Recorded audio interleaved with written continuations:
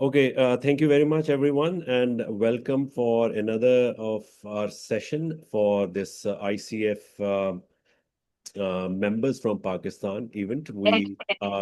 This is our second year of doing the programs regularly. We started off in June, I think, in May of 2024, and now continuously for this 12th or 13th month that we are doing these programs. And we have invited people from different countries and people from our own ICF group in Pakistan. This forum is basically towards uh, enlightening our own coaching fraternity and making and understanding how the coaching works around the globe. Your So, voice is echo. There's a lot of echo in your voice. okay, I think I have muted everyone. So it's let me check. But I'll just quickly introduce Ammira, and then I will hand over this to her. Uh, Ammira is based in Egypt. And thank you, Amira, for accepting our invitation for this program.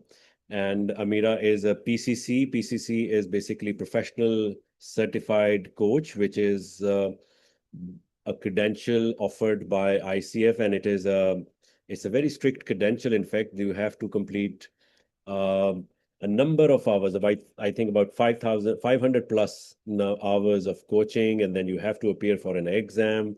And after clearing that exam, you become that professional certified coach. Amira is based in Cairo, Egypt, and she has 18 years of experience in coaching, in training, communication, and management. She has piled up 1,500 hours of coaching. She has trained 5,000 young people and certified 40 master trainers in Egypt and the MENA region. She is also the project officer and communication lead at a French NGO in Egypt. So today, Amira will be speaking about career confusion. I mean, before we started this session, I was talking to Amira, that career is, of course, one of the very important elements and one of my favorite subjects also. I do a lot of career coaching as well. But the thing is that the topic excites me and all the young professionals, that are here today also on the screen, that career confusion is universal. I mean, it's not a uh, kind of geographical subject. It's something which is everywhere. So how we are going to navigate this and how we are going to negotiate about the whole career phenomenon.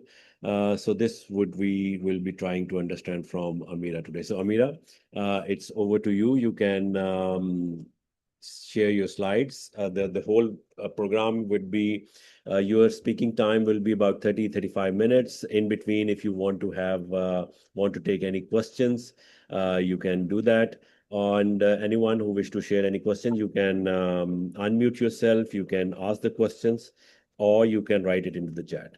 So thank you very much, everyone. And Amira, over to you. Omar, if I may just mention that I noticed Iftikhar Chaudhary Saab has joined the Zoom session twice. Yeah, That's probably why he has an echo at his end. yeah, yeah. So Iftikhar Sab, if you could delete Shall one. I shall I join some other way? Yeah, you can you are joined in fact from two screens. Okay. So you can log I'll out from rejoin. yeah, you I'll can log rejoin. out from one of them. So then the echo Okay. problem will be solved. No problem. Okay, thank you. So Amira, you can unmute and it's your time now. Thank you, Ammira, for this amazing introduction about me, and I'm so proud that I will be presenting to you today, and I'm so happy and lucky actually to meet with each one of you. So as Umer said, I will not like repeat what he said about me in the introduction, except for the things that I actually have like a very active social media platforms such as Facebook and Instagram. And I have reached like 4.5 millions through my advocacy campaigns. We will talk about it in the upcoming slides. So plus the 1,500 hours of coaching and 5,000 trained people and the 18 years of experience, I discovered one thing and I will talk about it today. Yeah, and actually, as Omer said as well, like those, we heard a lot from our like coaches. I have talent, I don't know who I am or what future I want. This is something that is not actually in Cairo, but actually in Pakistan as well. This is not only in Pakistan and Cairo, because I actually meet some people in the MENA region, Morocco and other countries that have the same question.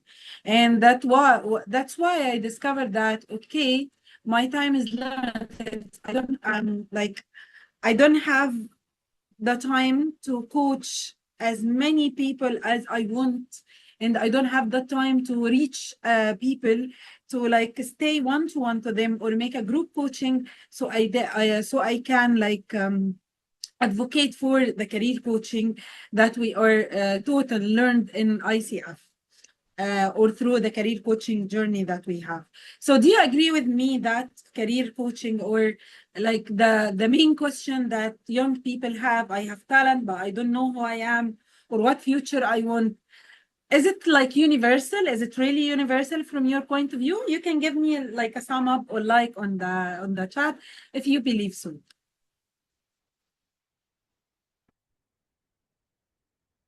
So now, yeah, okay. And if you have like any comment on that, please drop it on the chat and we will discuss it in the upcoming minutes as well. So we have agreed that this is a universal thing. This is something that is not only based in Cairo or in the Arab region. This is beyond those regions as well. Okay, so what I have like learned and discovered through my research is underneath the confusion, there are three layers, as you all know. There are some identity, like something that I don't know who I am, like what is the awareness of the things that I can do, what skills do I like have, what perception do I have toward the world, toward the career, toward the work. I don't know who I am. This is a self-perception gap. And this is not a lack of ability. So I don't know who I am. I don't know if I can try to do something. But I'm not sure if I don't have the skill or not. So this is the stage or the layer number one. Like under this layer, this is also the direction. I don't know where to go, like what direction that waits me. Or there are too many options. Should I stay in the country? Should I go abroad? Should I like search about jobs in my own like city? So should I like go for another city? So I don't know. I really don't know. So this is about also the direction. And the third layer, and this is very, very important. And we have seen it in like the 1,500 like hours of coaching, like the permission. And I have, through my advocacy campaign, I have received hundreds of messages. This is not about identity only and not about the direction. It's about I am allowed to want it and need it. Am I allowed to dream it? And actually, when people send me those messages, there are not only young people who are in the university and after university. Those people may have like a PhD and a master's degree. And they are asking if they have the right to dream about it, to dream it. This is something like not only in Egypt. I have received the messages from like all the MENA region, and they have like the same meaning of the message. Okay, I have my master maybe, or I have like my activities. I finished my school. I have like a high rate of grades. and suddenly the message dropped with, can you help me? Because I feel like I don't know how to dream it. I don't know if it's even allowed for me to dream about it. So this is the third layer. So my question to you, and let me do it as a poll, so because I love activity so much. So I want to ask you, which layer do you usually see in your coaches? I will share with you a poll right now, so you can just click. So is it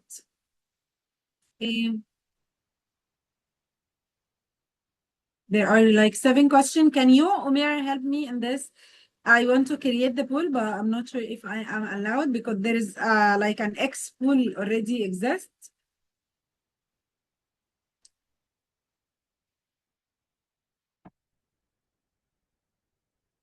You are muted. Yeah, okay. No, this is not the question. That's why I was asking. Okay. I have launched it. If can you see? Yeah, but this is your own questions. Oh, this is my question. Oh, sorry. Yeah. Okay. So where I will will try to see if I can. But okay, it's okay because we don't have much time. You can try. So I will do another poll.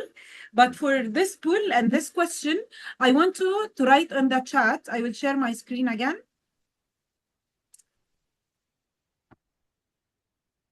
Can you see it now?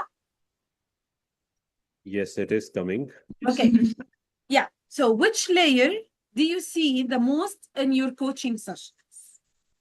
Do you see number 1 or number 2 or number 3? Please feel free to drop it in the chat. I mean, I take number 2 is most often, I think, in my case. Yeah. Yeah, mostly it is number 2. Exactly.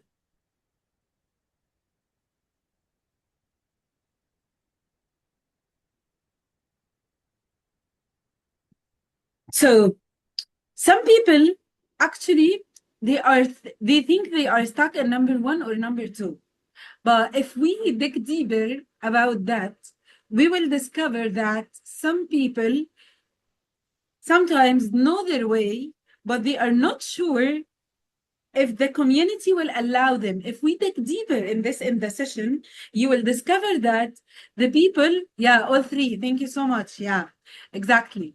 But especially people who are coming with number 1 or number 2, and if we dig deeper in that, you will discover that they are not stuck in number 1 or number 2. They know sometimes young people who they are, and they know the way, but the social perception or the gender perception or the community perception around them or their family opinion doesn't want them to think about those options, as they are blocking this option from the very beginning. So they thought that, okay, we don't know where to go. But in deep inside, many of them, they know where to go, but they are not allowed to say that. And I don't know if you experience this in your coaching or not, but through like my journey was like the undergrad and fresh grad and people with experience, 5 years of experience, I have experienced this a lot. Like they came, I have a case of one of the girls, and she said like, okay, she hate her college, and she hate that her family forced her to do this. And she said that I don't know who I am anymore. I don't know what path should I take. And after digging up better, deeper inside, she just at the end of the session, she said, no, this is what I want. And this is what I really skillful at. But the social perception, the family pressure about around me didn't allow me to dream and think that no, this is my dream. And we ended the session by she was thinking of the pressure of her family make her think that she lost her identity and her path, or that's only the way, like looking her from her future, that she think the social pressure is making a pressure on her. So right now, some people, they don't lose their identity, they don't lose their way, they just don't know that they have some other permission that are ban them from going forward. And that's why actually we are like saying that confusion is not weakness and it's super okay. It's actually something that our society, social perception problem, and this is the perception that we have to change. And how to change this social perception? Like, do you have an idea how to change a social perception? Omer, yeah, please go. Yeah. That's quite interesting. In fact, that has little changed my perspective also about this particular thing. That once you earlier, I thought that it is only direction, but yes, it is permission also in our case as well. But my question is permission also a universal phenomenon? I mean, Yeah, you can answer. you do see this in the Western world as well, or it is just a Pakistan or a MENA or Arab nation or Southeast Asian phenomenon? Yeah, this is a very important question actually, and I will actually leave the floor for people living abroad as well. I have experience because I facilitated like an international dialogue with one of the like very famous platforms, and we were having this dialogue between people all around the world. So I have this experience for like 3 years, but I have to leave the floor for people who are living abroad. If this is, if permission is worldwide, or this is something related to the MENA region and Pakistan and the other countries. I know that we have some people who are living abroad, right? Or like experience the abroad. Yeah, let's go, Kiran. So I think permission is not only societal. I think permission is also from our own selves inside. So society is society, yes. So whether it's Western or the Eastern world or wherever, there is always a question of permission, whether it's internal or externally. So I think, and I think, look, whether I live in Dubai, so I don't know if that counts as abroad over here, but I mean, you come across a lot of different people, but every culture has its own social norms. Whether it is the Western or it is the Eastern, it doesn't, everybody has something, some kind of set of rules they are adhering to. So, that's just how the world works, and that's how culture works. And every culture has certain do's and don'ts. But what I wanted to ask you particularly was these three layers that you have, are they like one below the other, or are they side by side? Yeah, it may be like side by side or one below the other, because sometimes they are like all of them in one person, and some of them of the person only have the layer one, and they don't know that they have layer two and three, and other like have all the three side by side. So it might like works the same. You And see, thank you for sharing your experience, I Kiran. tell you, I just want to share Yeah. that in Australia, I lived in Australia for a long time when I was studying here. Basically, I mean, if someone belongs to sort of our region, then there is a certainly family has pressure comes in. But the Australians, for Australians, I mean, they are free to choose whatever they want to do, and it's a free society, and they, sort of like they make up their own mind, even at any age for that matter. So the parent may give them some guidance, but nobody pushes the other person around or say like it is done in Asian countries, for example. So I mean, the parents say, well, I think you shall be a doctor, or you shall go for engineering and this and that. So here the children are basically given the choice to choose what they want to do, what they feel comfortable with. So that's my take in that. Thank you, Iftikhar. Iftikhar, I'm pronouncing your name correctly? Yes, absolutely correct. Yeah. Thank you, Ammira. Okay. Thank you so much, Iftikhar and Kiran, for your insights. Ammira, Muhammad? yes, I would like to add my perspective as well. I'm also based in Saudi. I'm here for almost all of my life.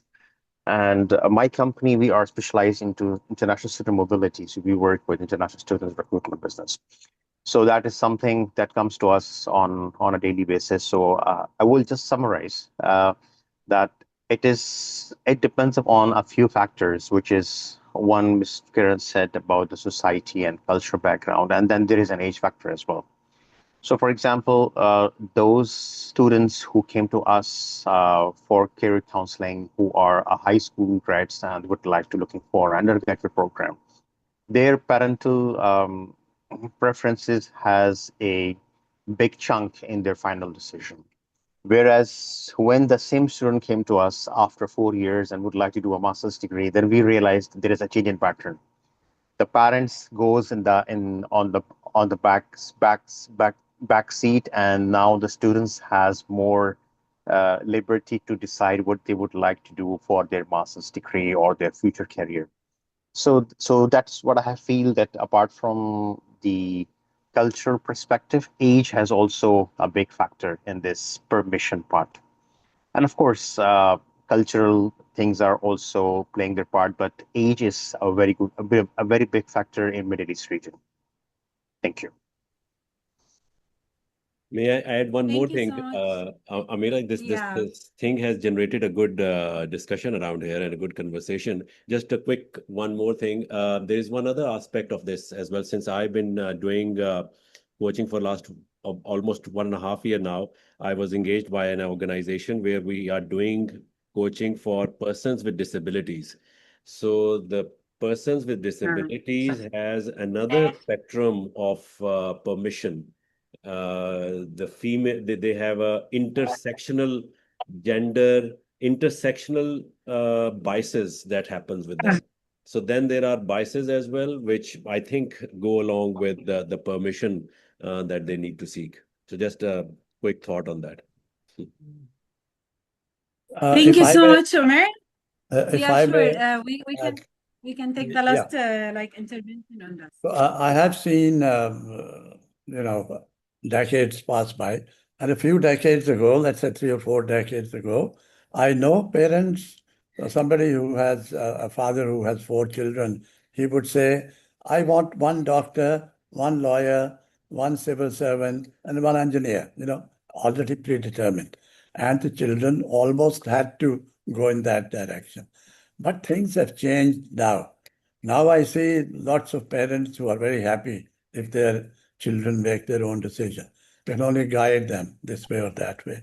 So things are changing all over the world. I'm sure it's the same thing in Egypt as well. In Pakistan, things have changed. Thank you so much, Bakhtiar. Yeah, I'm that's right. pronouncing your name correctly? Okay, thank you so Absolutely. much. Thank you. Yeah. Yeah, okay. So let's summarize that we have a question raised by Umair, and he said, is it something universal or it's only in the Middle East and Asian countries? And some of you answered was like, they are various. Some Western countries may have this, some Western countries may don't have these permissions. And I recall at the very beginning of this session, Umair asked me a question about how many numbers of accredited coaches in Egypt. And actually, I didn't have the number, but I have searched, like at the very beginning, I have searched. And I have found something very interesting that, for example, someone raised the Australia example. Australia has, according to the search that I have run, I will have to be sure about after the session as well. Like Australia have 1,278 accredited coach. And Pakistan have, correct me please, Umair, if I'm going wrong, 21 accredited coach. And maybe around this the same number. numbers, yeah, and those numbers shocked me a lot because, yeah, because I think I'm not sure about the number of people living in Australia, but I know the number of Pakistani, like it's 240 millions, right? Yeah, we are. Around. Yeah. And in Egypt, because I'm representing Egypt as well, I think the number says the International Coaching Federation announced that this year, I think we have like 189 accredited coach. And we are in Egypt 100,000,020. So can you see the gap? Of course, the 1,000 in Australia is not enough. But of course, 21 and 196 is not enough at all. That's what proved my point about as well what we can do in media. Because we are a very limited number of coaches in a very high number of population. So we cannot reserve and take everyone to make him love our coaching and take a coaching session with us. And actually to surprise, I have many of my clients, a lot of clients that want me to coach them, but I don't have the time because there are a lot and number of accredited persons and coaches in Egypt, as I mentioned, is very little. So they want someone who is credible, have the credential, and as well as trusted. So my point here is, what is media really? What is media is doing for our coaches or our career coaching as well? I'm doing my master's degree in mass communication faculty in Cairo University, and actually my thesis is about how the media can change and the activities and the social, the media activities is shaping the perception of some of the topic related to TVET image. So my thesis is about how media changed the social perception about something. And through my reading and my research, I discovered I searched and found a theory. This theory is based on 4 layers of media. What media is doing, or the strategies that media is doing for now, and they have 4 layers. One, media's job is to inform you. Okay, you open ICF page, or you open whatever page, and you see some news. So they are telling you, okay, we are at ICF. We are now 189 coach in Egypt. Thank you. This is the information stage. The other stage is persuading. So it's one-way convince. Okay, can you hear me? Yeah, okay. So it's one-way convince. And please book a session with ICF or attend our webinar so you can get more information about our service. So this is level 2. Level 3, and which is some people are not doing this, are dialogue. Like a two-way communication, co-creating meaning and real listening. And what we are doing in that, we are really doing this in our coaching session. And correct me, please, one of the things that we have to do is not talk a lot during our coaching session, is asking question as an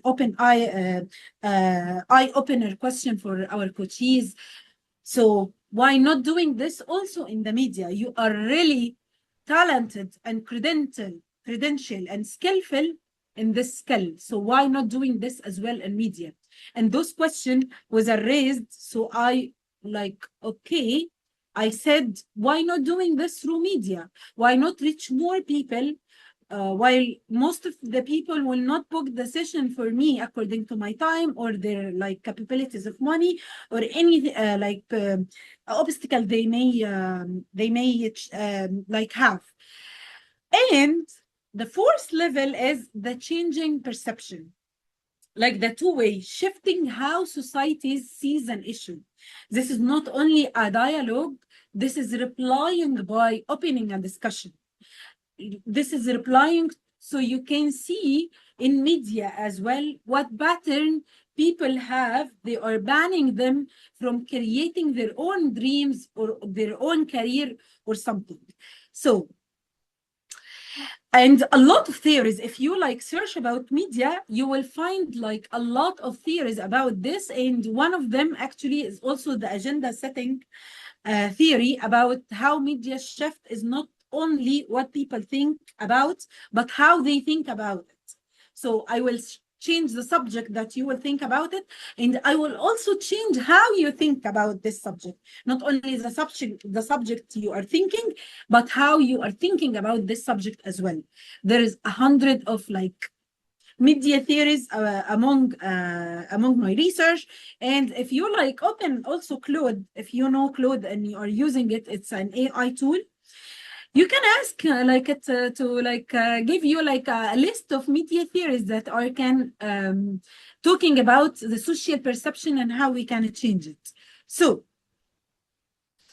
my question to you now, actually, because I believe in a dialogue as well, is to tell me exactly. I will share with you my screen again, and to tell me what is the last post you posted in your social media, and where you can like identify it in our 4 clusters.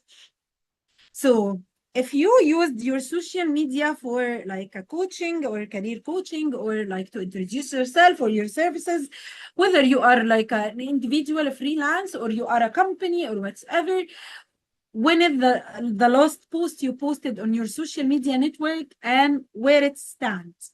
So I need to like give you the permission to actually, okay, if we can, like, you can also drop it in the screen you may have, or you can just write it on the chat. And if you can send us the post, or like tell us when is the last time and what is this post is about and where it stands. If you can drop it in the chat, that will be good for us as well. And you can do it in the screen. I think you can like just have the pen and drop it on the screen. Can you? Or disable from your side? Omer, can you can try as well? No, I was expecting, I was expecting Adnan will write something, so he did. He is a prolific social media user, in fact. So I'm not sure. I'm not a very good user of social media. I usually do articles. But you can. Yeah, sure. But you have your LinkedIn as well. Yeah, I have, of course. LinkedIn is considered a social platform, social media platform as well. So it's not only about Facebook and Instagram. What is this meaning of one, Adnan and Sufyan? I mean, what was the exact question, in fact? So what does what is my last post about? So my last post incidentally was about the ICF level 1 and level 2 programs, So it which was happens to be an me. informing post. Okay. Right. But the post before that was about number 4, which is changing perception. Right. So it depends on what I'm posting, when I'm posting, and how I'm posting. Okay, right. now I got And it. it depends on the social media as well. So LinkedIn, yeah. So LinkedIn is more about changing perception.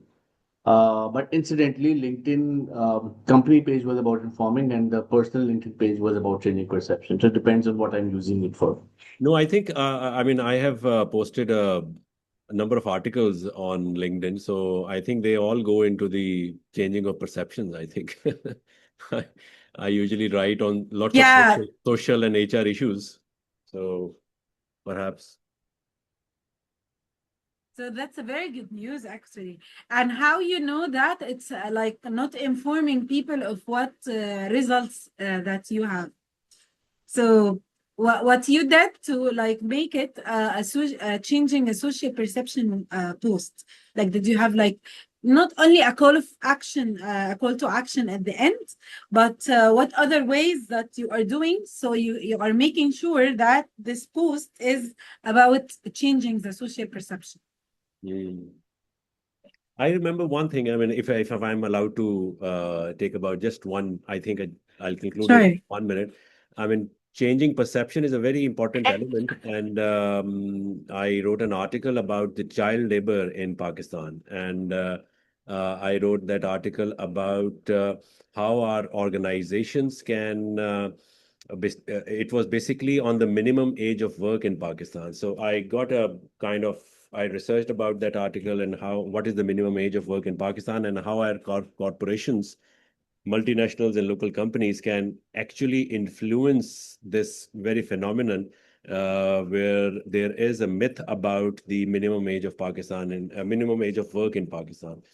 So since I work in consultancy also, and I work with organizations, manufacturing organizations, and I promote them that okay. I mean, by the way, I will not divulge all of the article here, but the minimum age of work in Pakistan is not 18 years of age. That is a known phenomenon. The law does not say that. The law says that it is about 14 or 15 years of age. But then there is about Yeah. 4 years of educational premium that organizations have to provide to the youth. So I think in that sense, it comes into the changing of perceptions, perhaps. But I have a Yeah, question. amazing. Yeah, sure. Sorry. I have a question. So I don't know, with my very limited exposure to everything thus far, but I do you really think you changed perceptions? Just my question out there, because I feel that people only read things they already believe. And I feel that they agree with things they already believe already. Like, for example, if I have a post saying, oh, parenting is hard, only those parents who actually believe that this is the hardest thing they've ever done in their lives are actually going to bother to even read that article, and it'll just reaffirm what they already think. Versus if I was to say, it's not that hard, you're making it harder for yourself. Let's say if that was what my article was.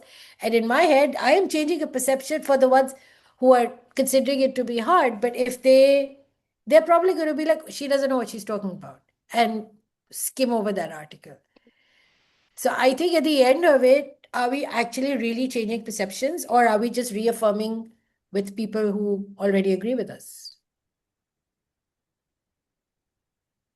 Yeah, that's a very interesting That's question. basically, yeah, Kiran, that is basically Yeah. called a phenomenon or syndrome, that like-minded syndrome, basically. Hmm. We are all like-minded people. So I have a, by the way, article on that also. So, Okay, I will look it up. Ji Adnan. Yeah. I think Okay. So, when we say, yeah, go on. I think when we say that you're changing perception, it doesn't mean that you are going to cause a revolution in the world by writing a post or 10,000 posts. What it means is that drop by drop, post by post, you introduce a new idea that starts to shape up how your audience starts to look at certain things. So, for example, when you talk about parenting is hard, right? That is something that a like-minded person will say, oh, yes, parenting is hard. And within that, what you introduce is that, it's also hard because you have not looked deep enough within yourself on how to handle your child's tantrum or what's causing the trigger. Now, that's something that they may not have noticed because they were surface level saying they said parenting was hard. And any post that starts to make you reflect, even a small thing, will ultimately start to work on changing perception. It is a hard thing, it is spread over you, and that's the entire point. But so essentially, what you've done is a Trojan horse. You started off saying what the person wants to hear. Yes, yes, it's very hard. But inside, you sort of wrapped up your little thoughts. So, Yeah, what is yeah, what and the I, person I don't needing? have a problem with that. I don't have a problem with that. And the reason I don't have a problem with that is that I am talking to an audience, right? I'm talking to parents who find it hard, and as a parent, I also find it hard. And I'm sharing an experience on what made me find it hard and what did I do about it. And that may help you also find some echo of it in your own life. And that's the entire cycle that we go through. Allow me to intervene here because Adnan Please, says please. very interesting thing about, he said, I think he said something about that he is a parent as well, and he is sharing about himself as well. Right, Adnan? I got what you, okay. And this is the fourth layer of this, our fourth strategy, the fourth strategy about posting on social media. And like the fourth one is coaching as a social development is like not only about the people and how like to give them tips or book my session. It's about your story as well. It's about you. And when you share your authentic story about parenting, about anything, you are not getting like and comments, but people say that yes, we have the same problem as you, and they are start thinking about how you handle this in the right way, and they may have as well start a dialogue in the comments. I don't know if this happened to you, Adnan, or not, but it's not about only the issue, it's about the people as well. It's a real conversation in the public. And those like as you may know that the algorithm is Facebook, when it's find something that people are arguing about in the comments, it's like getting it more likes and shares, and so it like give it like a fool to do more and more. So if your post is about you as well as an authentic person, it reaches more, because there is also a theory about that. If people are learning about like an example, and I will remember the theory, I think it's here. Yeah, the theory here about Bandura said people change by watching someone relatable to them. Your story is the model. I remember 2 months ago, I said I will no longer post something very formal about myself or my coaching journey. I will share my story as it is. And guess what? I got like 1 million views, like 100 of likes and 100 of shares, just because I shared who I am. And this thing like raise a thing about people in the comments. Okay, oh, we can do it as well. They are asking for a permission as well. And I have another campaigns that are like having the Wednesday Girl series. Like I have also an example of women who succeeded in their life, and we are sharing their stories, not only to change the information people know about scholarships or fellowship or whatsoever, but to also create a dialogue. If this girl has made this, can you made it as well? Okay, if this is the question, some replies said, okay, I may have the skill, I may have the credential, I may have the education, but do I have the permission to apply to this scholarship or fellowship or whatsoever? So back to the fourth strategy that our Van Ruler said in his theory in communication. He said, like, you are not stopping at informing people. Okay, we have a session and webinar at 5 o'clock. Please sign up to join. We are not only saying that. We are moving this to persuading them, because this session will have a value for you if you are looking for blah, blah, blah. And we are moving to the third layer as well. We are making a dialogue with each of the persons. Please, if you feel like you are stuck in this stage, drop us a comment and say what are the reasons that you are stuck on it. And from this stage, we can reply on the comments, or we can make another reel and post replying on those comments. So we are taking from people and we are starting to change the social perception. Yeah, it's a very long process, by the way. I'm not saying that it will happen in a day and night. No way. It will take, like, sometimes it take months, sometimes it take years, sometimes it take decades. But according to what I know about Egypt and Pakistan, a number of coaches, media is our tool to do it, as long as we are limited in numbers, and people need us actually, because they are maybe they are wondering inside whether I can do it or not, whether maybe I have many social pages that are announcing about chances, jobs, or whatsoever, but am I allowed to register and apply? Not because I have the education and experience, but because sometimes I have, like I said, the permission from the family, from the friends, from myself as well. Yeah. So when is the last time you shared your own story on a social media or your social platform? Please give me a sum up if you did this in the last 3 months. Something about like your own story. I can see everyone. So did someone like raise his hand or her hand? Oh, Adnan. Yeah. Okay, give us like the example and tell us what happened. And what is the story So, that you have shared? It's very so interesting it's to hear. so it's not always a lot of comments or something. I'll give you a couple of examples. For example, I wrote about something about failure, or I wrote something about my own struggles early on in my career, or not getting clients, or professional career in terms of my work career apart from coaching.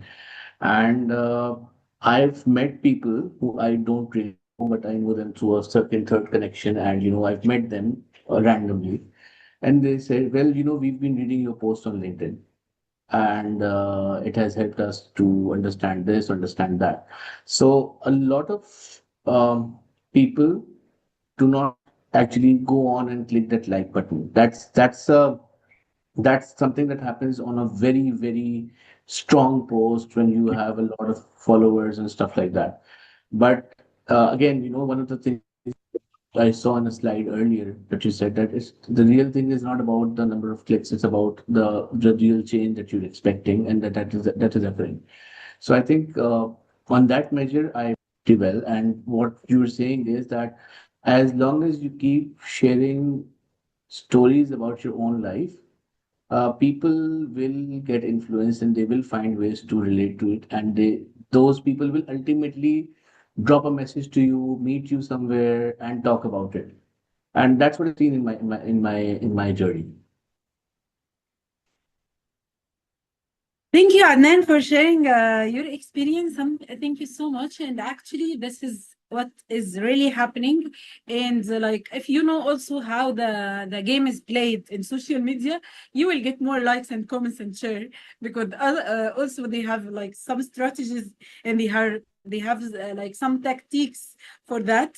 So along with what you have shared, that people are meeting you and say that we have learned from you, you are influences us. That's really the things that is really matter. Okay, so as Umair is saying that we have only 10 minutes remaining, and we already reached like the last of our topic today. Let someone, if you can summarize what we have talked about until now. Can someone like tell us, the group, what we were talking about through the session?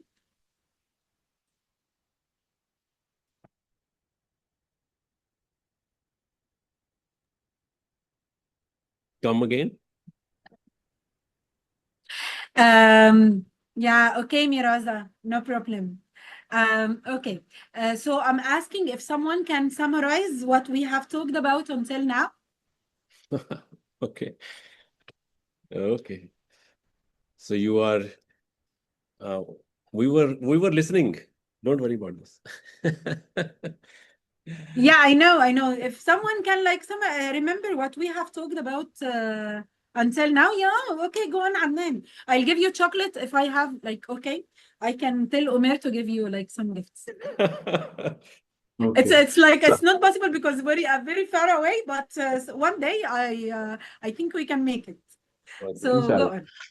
So I think the discussion, I think the key point is that uh, A, are we giving ourselves the permission to actually show up as who we want to be? That's the first thing.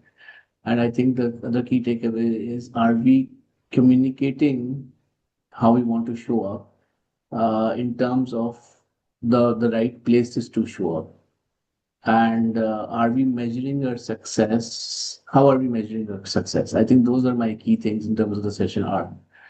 And yeah, that's what I recall as summary in terms of questions. Thank you so much, Adnan. Along with this, if anyone can add something that he remembered from the session that we have talked about, Max? I think maybe I like to comment a little bit. First of all, Ammira Salam, you deserve a fantastic applause for organizing and presenting a remarkable episode of this session. I'm not an ICF accredited coach, but first she invited us to reflect. Who are we? Where are we going? Why aren't we not going where we want to go? So a little bit of more reflection. And then, of course, she did a comparison of how population and countries and how many ICF coaches are in Pakistan and Egypt and other parts of the world. And that was very interesting.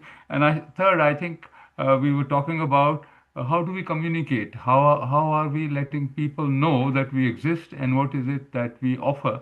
And I think that's also using the strategies of the social media and other possibilities of reaching out. So that I think was very, very effective.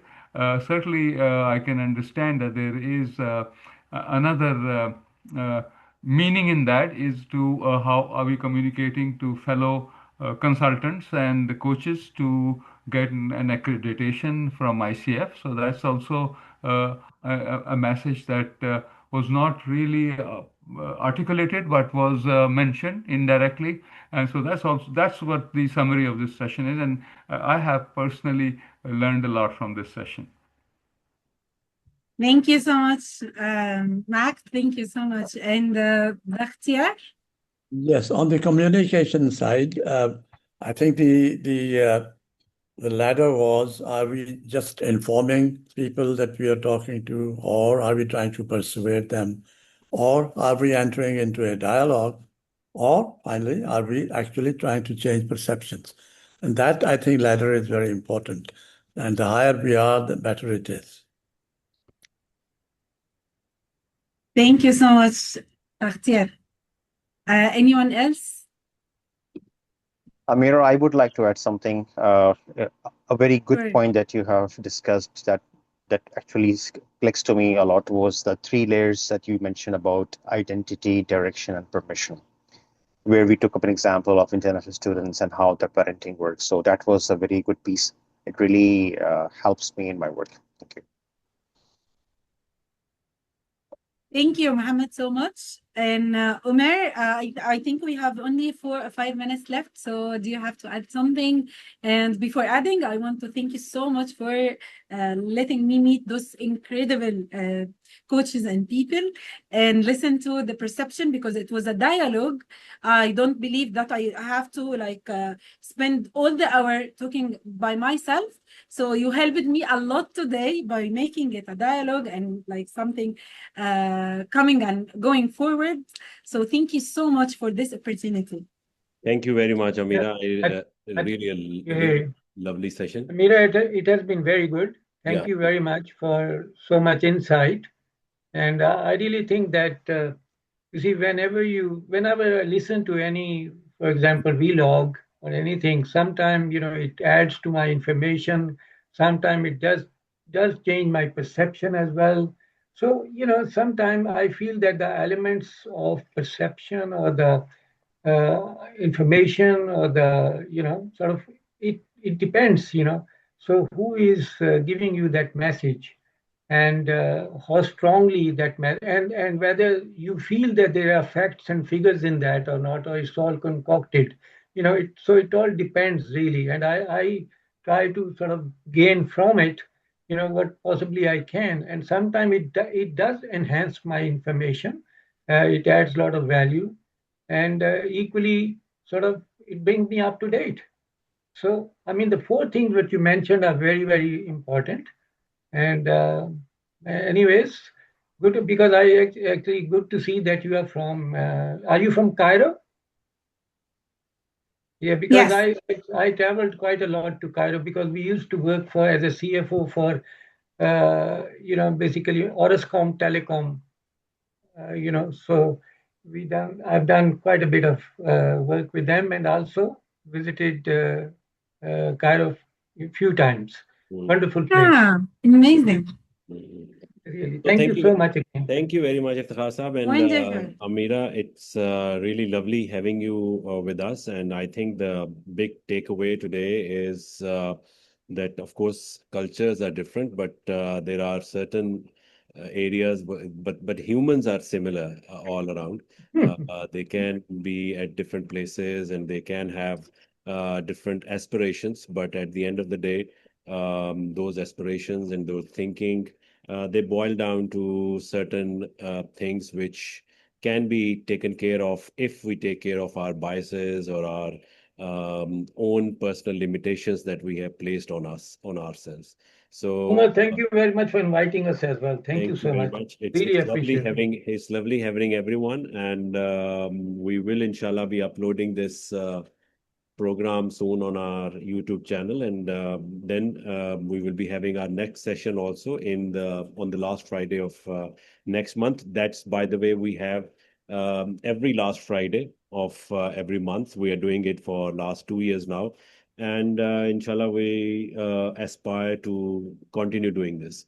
So again, thank Okay. you very much, everyone, for joining in, and have a lovely weekend ahead. Thank Thank you. you. Thank you Thank you, very much. Umair. Thank you, Ammira. Thank you. Bye. And name, Thank you, it's Ammira everybody, Sayed Salem and as bye. well. Bye. Okay. Okay. Bye. Thank you very much. Bye. Take care. Bye bye. Thank you.